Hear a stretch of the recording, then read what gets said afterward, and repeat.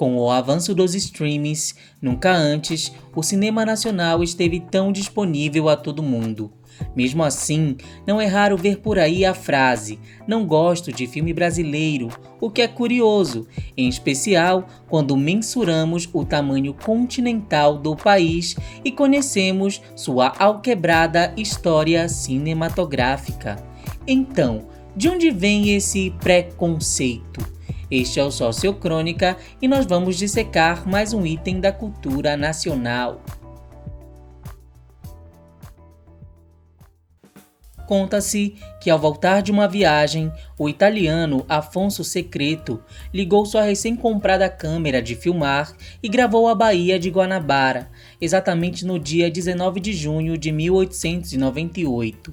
Não existe nenhum registro disso e ninguém sabe se realmente aconteceu, mas a data virou o Dia do Cinema Brasileiro. Só isso já revela uma tática clássica do Brasil, a criação de uma fábula para se registrar algo sério. Porém, a escolha de uma data que não se pode provar anuncia algo recorrente por aqui. Primeiro, o cinema brasileiro surge como documental. Depois, o que parece importar é a filmagem, a produção e não a distribuição. Não à toa, muitos dos verdadeiros clássicos brasileiros sequer são conhecidos pelos próprios brasileiros. São premiados lá fora em festivais importantes e servem de inspiração para artistas estrangeiros, quando sequer foram vistos pelo público do Brasil. A exemplo de Limite, de 1930. David Bowie o escolheu como um dos seus 10 filmes preferidos e o longa virou referência mundial, mas, em seu tempo, Limite nem foi circulado, quase se perdeu diversas vezes e se tornou o único filme escrito e dirigido por Mário Peixoto, apesar de todas as suas técnicas avançadas para o cinema em geral. Para completar, entre 1910 e 1930, o cinema hollywoodiano dominou o mercado mundial, em especial o Brasil, pois os filmes entravam sem taxas alfandegárias. Enquanto a Europa se destruía com a Primeira Guerra Mundial e o cinema francês, antes poderoso, se viu abalado, os brasileiros se acostumaram com filmes legendados. Assim, os filmes produzidos aqui se tornaram regionais, reduzidos a seus circuitos de origem.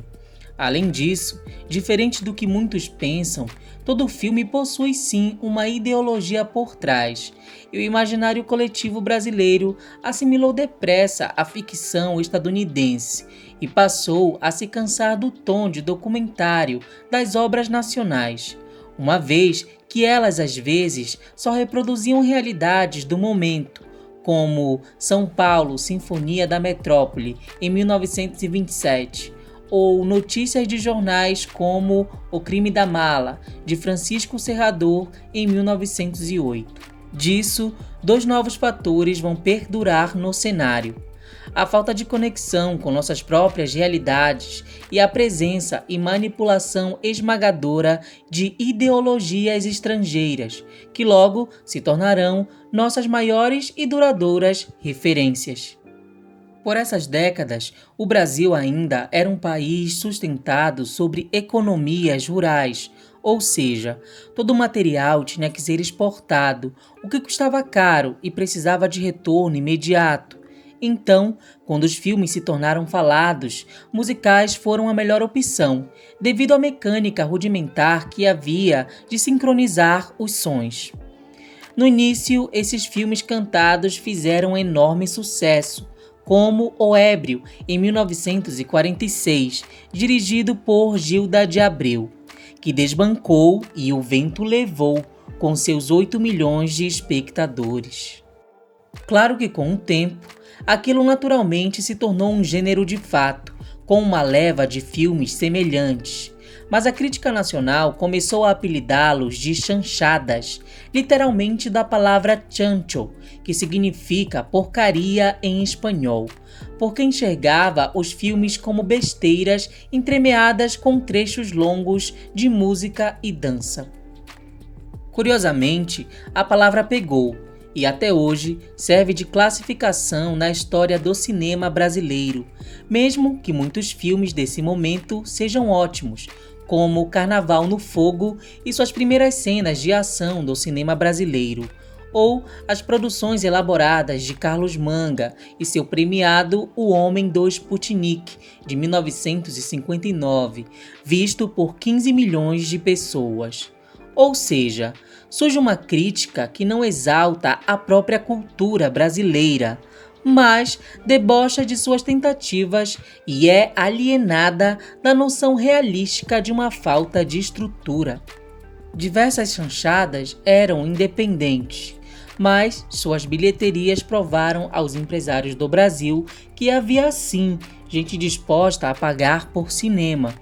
Poucos não foram os estúdios que surgiram com ótimas produções, como a Cinédia, que lançou Carmen Miranda, ou a Atlântida, no Rio de Janeiro, com O Grande Otelo e Oscarito. Mas é a Vera Cruz, em São Bernardo, São Paulo, que nos dá um vislumbre de outro problema crônico nacional. Fundada pelo produtor Franco Zampari e o industrial Francisco Matarazzo em 1949, o estúdio contou com o investimento de 7,5 milhões de cruzeiros e importou técnicos de 25 nacionalidades, incluindo o indicado ao Oscar por melhor montagem, Oswald Henfeld-Richter. Contudo, esses técnicos operavam num ritmo diferente do mercado nacional, não conheciam nossa cultura e, portanto, não sabiam atingir o público. Oswald chegou a cortar várias cenas de Mazzaropi, porque não entendia o humor dele. Para piorar, os gastos com as produções eram exorbitantes e sem planejamento. Depois de meros 5 anos na ativa e 22 longas, a Vera Cruz vendeu os direitos que possuía e fechou em 1954. Ela ainda conseguiu lançar O Cangaceiro, em 1953, o primeiro filme brasileiro a vencer no Festival de Cannes e sua única boa bilheteria, com $1,5 milhão só no Brasil. Porém, o estúdio carecia de distribuição e ficou com 500 mil, enquanto o resto foi para a Columbia Pictures, sendo, ironicamente, a maior bilheteria dela naquela década. De novo, temos a carência de um sistema de distribuição e filmes com quem o público não se identifica, sendo O Cangaceiro, que se passa no Nordeste, a exceção. Vale ressaltar que essas grandes produções vieram de homens de famílias ricas, o que pode até explicar a péssima administração e falta de sintonia com o povo brasileiro.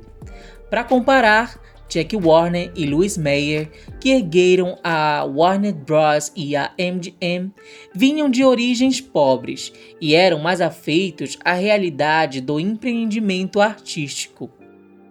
Em 1950 também, a televisão já era uma realidade em alguns locais, e não podemos esquecer que o mundo havia acabado de passar pela Segunda Guerra Mundial e estava mergulhado na Guerra Fria e suas delirantes ameaças de uma dominação comunista. Então, o cinema quase desapareceu e voltou a ser regional. Temos, em 1955, o clássico Rio 40 Graus, de Nelson Pereira, e sua leva de cineastas que ironizavam as tentativas brasileiras de imitar Hollywood. Ou Glauber Rocha, com Deus e o Diabo na Terra do Sol, filme preferido do diretor vencedor do Oscar por Parasita em 2020. Esse cinema novo é mais experimental e crítico, mas até isso é finalmente sufocado com a ascensão da ditadura em 1964 e que vai durar 20 anos, embora as sequelas, claro, passem disso. Em 1969 é criado a Embrafilme, mas ela é feita para atender o Estado. A censura se instaura com o Ato Institucional número 5. Com isso, os cinemas perdem público, mas precisam sobreviver e apelam para longas com conteúdo erótico feminino. É quando surgem as famosas pornochanchadas, e a última pá de preconceito é jogada sobre o cinema brasileiro, que ganha fama de só ter mulher pelada, palavrões e sacanagens. É até irônico que no auge da ditadura militar, o cinema seja preenchido por películas sensuais. Surgem inclusive filmes com a intenção de educar e entreter somente os homens. As mulheres deviam ficar em casa. Desse período, vale mencionar Dona Flor e seus dois maridos em 1976, de Bruno Barreto, que atinge o auge de 10,7 milhões de espectadores, sendo superado apenas em 2010 com Tropa de Elite 2, de José Padilha, esse já oriundo de uma nova leva apelidada de Favela Movies, depois do estrondoso sucesso mundial de Cidade de Deus. Por fim, chegamos nas comédias e na dominação dos estúdios Globo, que conseguem rivalizar com produções blockbusters, embora sejam taxadas de pastelão e forçadas demais. Acontece que após mais de 100 anos consumindo, assistindo em casa e se comovendo pela ficção estadunidense, é óbvio que todo filme posterior será comparado com esse tipo de produção, se visto por um brasileiro comum, pois ele acompanhou Hollywood evoluir, enquanto o cinema nacional ganhou fama de marginal e sequer criou estruturas decentes. É difícil imaginar o cinema como desvinculado de política e como o produto que ele realmente é no capitalismo, mas foi o que os Estados Unidos fez no início do século XX para superar sua maior concorrente, a França. Não à toa, o Acordo Franco-Americano negociou o perdão da dívida francesa em troca do quase abandono de cotas de importação dos filmes estadunidenses, enterrando de vez o cinema francês em um ano. Então, a França criou o Centro Nacional do Cinema, que obriga todos os que se beneficiam da difusão de obras audiovisuais a contribuir em impostos para a criação de obras nacionais, desde televisão e streams até o ingresso de cinema. A decisão, obviamente, desagradou milhões, mas só assim garante quase 1 bilhão de euros para a produção de filmes próprios que vão do terror ao drama e para todos os públicos. É um sistema regulamentado e baseado em relações que tem interesse em fazer com que esse setor seja economicamente forte. Claro que há confrontos, nem todos estão de acordo quanto à partilha do bolo. Há visões diferentes do cinema, mas no fim das contas, todos têm orgulho de dizer, sim, a cultura é uma coisa à parte, não é um produto como os outros, afirmou Nathalie Serdan em 2015, diretora de cinema francesa. Do mesmo modo aqui, o fato de certos filmes serem patrocinados pelo governo incomoda algumas pessoas, ainda que os valores sejam bem menores em comparação com outros lugares. O cinema brasileiro também não é um gênero, como a comédia e o suspense, e qualquer generalização é inválida. Como qualquer preconceito, ele foi cuidadosamente construído no decorrer de décadas, e temos uma indústria cinematográfica que precisa levar nossos filmes por esse Brasil gigante afora. Contudo, se ele consegue ser tão bem reconhecido no exterior, o que impede de ser elogiado aqui também?